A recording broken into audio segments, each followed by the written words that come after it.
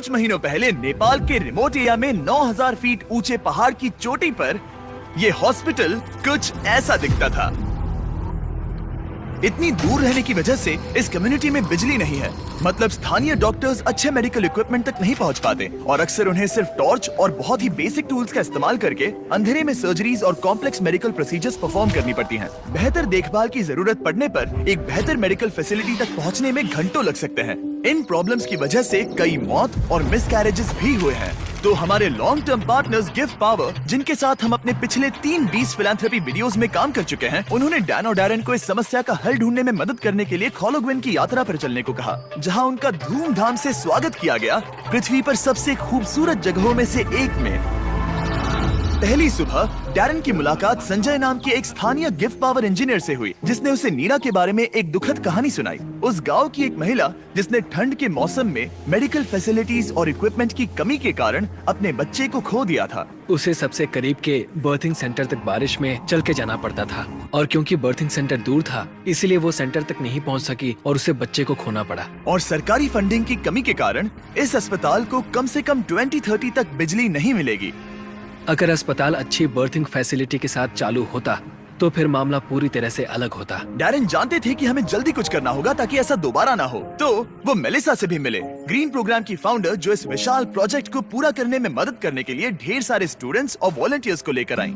जब मैं छोटी थी, मैं मलेशिया में अपने परिवार से मिलने गई। वहाँ मैंने पहली बार समंदर देखा और समंदर तट से जुड़ी चट्टानों को देखा और तब मुझे पहली बार यह एहसास हुआ कि अगर हमें लोगों को प्रकृति की खूबसूरती दिखाने का मौका मिले तो ऐसा करके हम उनके अंदर ऐसा भाव जगा सकते हैं कि जिनसे वो भी प्रकृति की रक्षा करना चाहे। तो हमने अनिवार्य रूप से दुनिया भर से ऐसे छात्रों को लिया है जो सच में अच्छा प्रभाव डालने की परवाह करते हैं और आने वाले पीढ़ियों का परिचय दुनिया की खूबसूरती के साथ कराने में सक्षम होना ऐसा तरीका है जो वाकई में दुनिया को बेहतर जगह बना सकता है। संजय और मेलिसा से मिलने के बाद डैरेन काम करने के लिए और भी ज्यादा इंस्पायर्ड हो गए थे। हम सोलर पैनल्स और बैटरीज लगा रहे थे ताकि अस्पताल को बिजली मिल सके। साथ ही इस कम्युनिटी की सेवा के लिए हम उन्हें इक्विपमेंट्स दे रहे थे, जिससे एक सेफ और मॉडर्न बर्थिंग सेंटर बन पाए।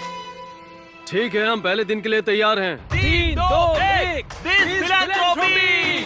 टीम काम पर लगने के लिए बेहद एक्साइटेड। ये कंप्लीट करने के बाद हम यहाँ पर खोदेंगे। चलो चले। पहले दिन के अंत तक टीम सारी खुदाई और वायरिंग का काम पूरा कर चुकी थी। Your future? लेकिन इस गांव के लोगों के बारे में कुछ तो बात है। उनकी प्रामाणिकता, उनके दोस्तानेपन और उनके खुलेपन ने मुझे कुछ ही दिनों में ऐसा एहसास करवाया जैसे मैं उनके परिवार का ही हिस्सा हूँ। जैसे ही हम इस घर की ओर बढ़े, कोई अंदर भागा और उसने आग जलाई और वहाँ से धुआं निकल रहा था। हमें नहीं पता कि क्या हो रहा है, लेकिन वो हमारे लिए चाय बना रहा था। ये अदरक वाली हिमालयन काली चाय है और मैंने अपनी पूरी जिंदगी में इससे बढ़िया चाय कभी नहीं पी। यही यहाँ की संस्कृति है। ये लोग वाकई में बहुत काइंड और वेलकमिंग है और हम जहाँ भी जाए वो हमारा ख्याल रखना चाहते हैं। उन्होंने हमारे लिए अपने घरों के दरवाजे खुले रखे हैं। इन्होंने हमें रहने के लिए एक कमरा दिया ताकि डैन और मैं यहाँ आराम कर सकें। लेकिन कंस्ट्रक्शन शुरू होने के कुछ ही समय बाद डैन बीमार महसूस करने लगे। मुझे बहुत ज्यादा बीमार महसूस हो रहा है, तो मैं पास ही के अस्पताल में चेकअप करवाने जा रहा हूँ। इसका मतलब वो खुद ही एक्सपीरियंस कर पाएंगे कि इलाज करवाने के लिए इतनी दूर जाना कितना मुश्किल होता है। जैसा कि आप देख सकते हैं, यहाँ पर सब कुछ लॉक्ड है और ये कड़वी सच्चाई है। अगर आप आसपास के किसी गांव में गंभीर रूप से बीमार हैं, तो आपको अपने सबसे नजदीकी हेल्प सेंटर पहुंचने के लिए भी 7 घंटों की यात्रा करनी पड़ेगी। खुशकिस्मती से वहाँ पर एक नर्स थी जो उनका चेकअप कर पाई।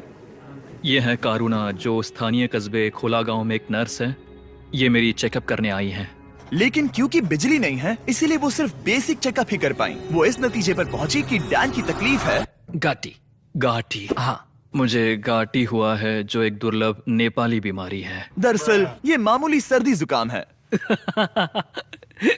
लेकिन इतने बड़े कम्युनिटी के लिए अक्सर इससे भी ज्यादा सीरियस केसेस होते हैं, जिनके लिए इमीडिएट और कॉम्प्रिहेंसिव ट्रीटमेंट की जरूरत होती है, जो कि अवेलेबल नहीं है। इस प्रोजेक्ट पर सब कुछ निर्भर था।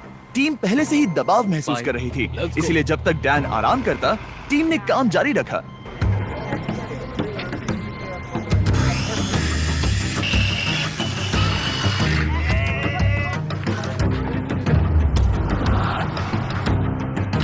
अब जब सपोर्टिंग स्ट्रक्चर तैयार हो गया था, हमने सोलर पैनल्स लगाने शुरू कर दिए थे। संभल के, हाँ, आराम से।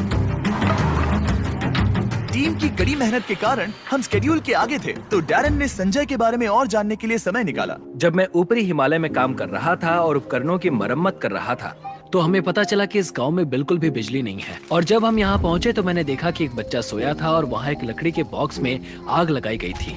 और मेरे दिमाग में अचानक आया कि इस तरह के उपकरण हम भी बना सकते हैं। और उसके बाद मैंने यहाँ नेपाल में एक टीम बनाई और फिर हमने एक बेबी वार्मर बनाया, और हम इसे नेपाली में न्यानो न्यानी कहते हैं, जिसका मतलब है एक गर्म बच्चा। न्यानो नानी इतनी सफल हुई कि इसने यूएसए में पीपल्स चॉइस अवार्ड जीता। मुझे लगता है कि ये मेरे लिए एक सपने के सच होने जैसा है, क्योंकि मेरा लक्ष्य इस तरह के वार्मर का निर्माण करना और लोगों को जागरूक करना कि इस तरह के रिमोट एरियाज में हॉस्पिटल्स का क्या महत्व है। सिंपल मेडिकल इक्विपमेंट से जान बच सकती है, ये समझने के बाद डैरन ने 10 और बेबी वार्मर्स खरीदकर संजय को सरप्राइज किया, जिन्हें वो इस तरह के बाकी कम्युनिटीज को डोनेट कर सके। संजय, मैं तुम्हारे पास से 10 और बेबी वार्मर्स खरीदना चाहता हूँ, और तुम इन्हें जिस भी हॉस्पिटल या कम्युनिटी में बांटना चाहते हो वहाँ बांट सकते हो। तुम्हारा बहुत बहुत शुक्रिया डैरन, ये मेरे और मेरी टीम के लिए बहुत मायने रखता है। Thank you so much.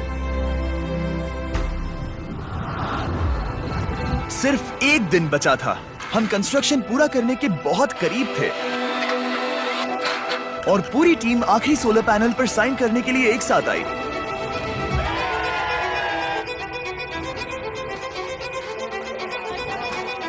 और डैरन को आखिरी बोल्ट टाइट करने का सम्मान मिला। हमने मिलकर बिना बिजली वाली इस टूटी हुई बिल्डिंग को पूरी तरह से एक अस्पताल में बदल दिया, जो इस कम्युनिटी के 16,000 से अधिक लोगों की सेवा करेगा। मैं इस बात का बहुत आभारी हूँ कि हम यहाँ आ पाए और उन्हें एक उपहार दे पाए जो इन लोगों के लिए और आने वाली इनकी पीढ़ियों के लिए एक सार्थक बदलाव लाएगा। अब रात होने के करीब है और समुदाय को सरप्राइज करने का समय आ गया है। मुझसे और इंतजार नहीं हो रहा।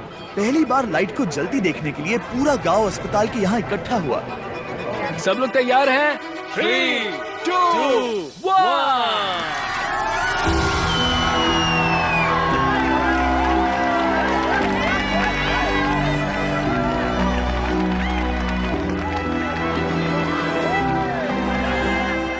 किसी कम्युनिटी में पहली बार रोशनी जलते देखना एक बहुत ही खूबसूरत एहसास है, और इससे इस समुदाय के साथ शेयर करने में मुझे बहुत अच्छा लगा।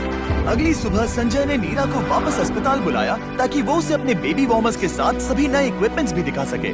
आज उसके अंदर एक उम्मीद जागेगी कि जिस दौर से वो गुजरी उससे किसी और को कभी गुजरना नहीं पड़ेगा। वो इस बर्थिंग फैसिलिटी के लिए बहुत खुश है। आखिरी सरप्राइज से पहले मैं इस वीडियो के स्पॉन्सर्स को थैंक यू कहना चाहता हूँ। दुनिया का सबसे टेस्टी स्नैक, नहीं फीस्टेबल्स नहीं, केलॉग्स। सिर्फ अभी के लिए क्योंकि वो हमारी मदद कर रहे हैं। आज से 31 जून 2024 तक केलॉग्स माइनक्राफ्ट के साथ मिलकर आपको इस तरह के exclusive character creator items free में दे रहे हैं, जैसे कि एक कैमल हैट, एक एक्सोलॉटल हैट और एक cherry blossom dress. In game इस्तेमाल करने के लिए केलॉग्स सीरियल के स्पेशली मार्क्ड बॉक्सेस को खरीदने पर, जैसे कि ये Kellogg's Froot Loops, Frosted Flakes, Apple Jacks और कॉर्न पॉप्स। गोल है तीनों कैरेक्टर क्रिएटर आइटम्स को जमा करना, और इस सब के साथ साथ माइनक्राफ्ट और केलॉग्स ने आर्बर डे फाउंडेशन के साथ पार्टनरशिप की है। आर्बर डे वही फाउंडेशन है जिसकी मदद से हम टीम ट्रीज बना सके, और वो यूएसए में जरूरत के कारण 2.5 लाख पेड़ लगा रहे हैं। ये कमाल की बात है। और जानने के लिए डिस्क्रिप्शन में दिए गए लिंक पर क्लिक कीजिए, सारे टर्म्स और कंडीशंस देख लेना। ओके फीस्टेबल्स, इसके लिए माफी चाहता हूँ, लेकिन लोगों की मदद के लिए करना पड़ता है। थैंक यू केलॉग्स वीडियो को स्पॉन्सर करने के लिए। अब वीडियो कंटिन्यू करते हैं। संजय से बात करने पर हमें पता चला कि भले ही वो नेपाल से हैं, लेकिन वो कभी एवरेस्ट पर नहीं गया, और इस विशाल पर्वत को देखना हमेशा से उसका सपना रहा है। इसीलिए आखिरी सुबह हमने उसे एक सुनहरे मौके के साथ सरप्राइज करने का फैसला किया। हम एवरेस्ट के इतने करीब आए हैं तो वहाँ जाना तो बनता ही है। हम संजय को एवरेस्ट पर वहाँ तक ले गए जहाँ तक हेलीकॉप्टर हमें ले जा सकता है। हवा की कमी के कारण डैरन, डैन और संजय वहाँ सिर्फ 2 मिनट ही बिता सके, क्योंकि उसके बाद उन्हें ऑक्सीजन की कमी से हाइपोक्सिया हो सकता था। डैरन और मैं आज तक कभी एक साथ इतनी ऊंचाई पर नहीं आए हैं। मुझे तो यकीन ही नहीं हो रहा। एवरेस्ट को देखकर संजय भावुक होकर अपने घुटनों पर आ गया। मैं बहुत खुश हूँ। यहाँ आना मेरे लिए एक सपने की तरह था। और एक बार फिर से मैं हमारे पार्टनर्स गिव पावर और ग्रीन प्रोग्राम को ये सब के लिए शुक्रिया करना चाहूंगा। ऑब्वियसली ये प्रोजेक्ट बनाने में बहुत मेहनत लगी, तो अगर आपको इसके बारे में और जानना है तो डैन ने इसका बिहाइंड द सीन्स वीडियो बनाया है, जिसका लिंक डिस्क्रिप्शन में मिल जाएगा। 20 फिलैंथ्रोपी शूट्स पर पर्दे के पीछे ये सब होता है। मजे करो। इसे ऐसे क्लैप करो, समझे? मैंने देखा है कि आप वीडियो खत्म होने से पहले ही चले जाते हो, तो इस बार बैकग्राउंड में कैट वीडियो चलेगा। ताकि मैं बोलता रहूं और आप बस सुनते रहे। इस वीडियो से आने वाला एड रेवेन्यू और जनरल रेवेन्यू दोनों का 100% बीस फिलैंथ्रोपी को जाता है। तो इस वीडियो को देखने से ही आप लोगों की मदद कर रहे हैं। प्लीज जाकर और वीडियोस देखो और अभी के अभी सब्सक्राइब करो, या तुम्हें लोगों की मदद नहीं करनी।